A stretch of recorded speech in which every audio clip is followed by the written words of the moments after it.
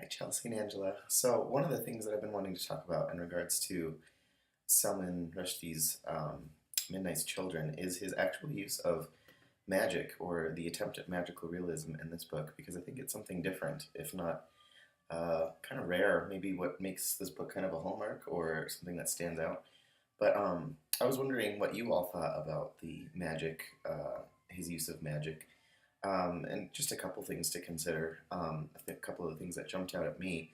I recently finished the chapter where Rushdie introduces the phenomenon of the Midnight's Children. I think it's the when he turns 10 years old, or I can't remember the exact name of the chapter, but he turns 10 years old, and it's at this moment that he releases the ideas about what a Midnight's Children actually means, what that actually means. And I didn't know what to make of it. Initially, I thought it was kind of hokey the way that he introduced them. It kind of reminded me of like a Bollywood X-Men kind of situation. But on the other hand, it was actually kind of refreshing, I think, because of how heavy some of the pieces are in the story, and some of the story of the families are already kind of outlandish, and I think that's something that Rushdie does is he hyperbolizes quite a bit, um, and I think that it's actually kind of a relief that he kind of releases the pressure of hyperbole with magic, and it was actually kind of fun, I guess, to think about the different children and their different abilities, and I also kind of liked how he gave them like degrees of um, I guess, degrees of power within their abilities, right? Like the closer you were to midnight, the more power you seem to have. Um, so I don't know. I think that was kind of interesting.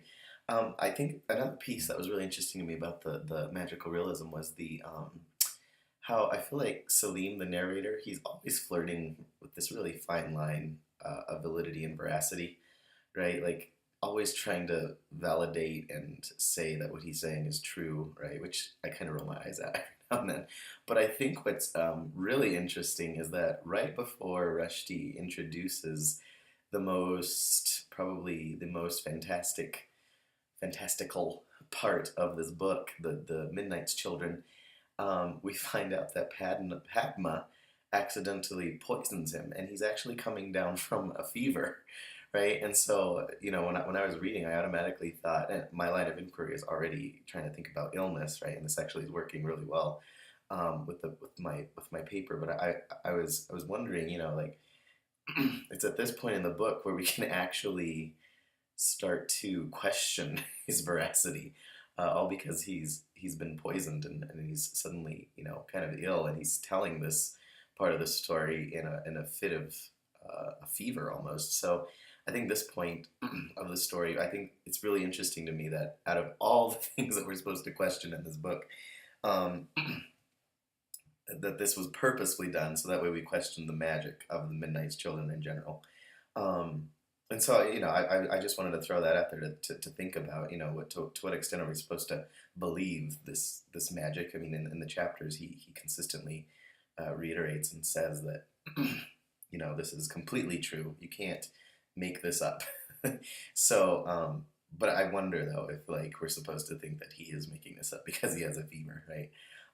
Which adds it's totally ironic, right? Like he is trying to make it true, but then like totally flirts with that line of truth by he's stating that it's true, but in a state of fever, right? So I don't know, just something to think about. I'm wondering what you all think about his attempt to legitimize um, his truth telling in regards to magic. And so, maybe offer some thoughts in a discussion here about the magical realism that we're seeing. I look forward to what you all think, if you have time.